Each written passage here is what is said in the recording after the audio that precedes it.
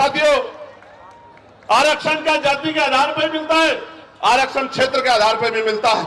आप जाके देखो जम्मू कश्मीर में आरक्षण क्षेत्र के आधार पर मिलता है, आप जाके देखो हिमाचल में आरक्षण क्षेत्र के आधार पर मिलता है, आप जाके देखो उत्तराखंड में आरक्षण क्षेत्र के आधार पर मिलता है। कौन कहता है जाति के आधार पर मिलता है?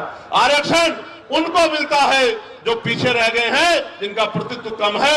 और इस देश का मैं गारंटी से कहता हूं, कास्ट सेंसस करा के आप लोग डेटा उठा के लाइए, आइए डिबेट कीजिए और बताइए आपकी संख्या कम है। मैं गारंटी देता हूं, मैं चंद्रशेखर आजाद जो लोकसभा का सदस्य है और आजाद समाज पार्टी भी मानवीय कार्यकर्ता, मैं वचन देकर कहता हूं, अगर किसी विभाग में आपका आरक्षण कम हुआ, चाहे वो विधानसभा हो या लोकसभा हो या कोई भी विभाग हो, अगर आपका आरक्षण, आपका प्रतिशत कम हुआ, मैं वचन देकर कहता हूं कि दलित पिछड़ों की लड़ाई को पीछे छोड़ के पहले आपकी लड़ाई लड़ने का काम करेंगे। इस बात का मैं आपको विश्वास दिलाता हूं। मैं संविधान को मानने वाला व्यक्ति हूं, न्यायप्रिय व्यक्ति हूं, इसलिए आपसे कह रहा हूं, तो मगर सच का सामना तो करना ही पड़ेगा। इस देश में अगर आरक्षण आया सबसे पहले तो 1902 में आया, जिसको छत्रपति साहू जी महाराज ने लागू किया, किसी और ने लागू नहीं किया। कुर्मी वंश के छत्रपति साहू जी महाराज ने लागू किया, उससे पहले तमाम न्यायप्रिय लोगों पे था अवसर, उन्होंने लागू नहीं।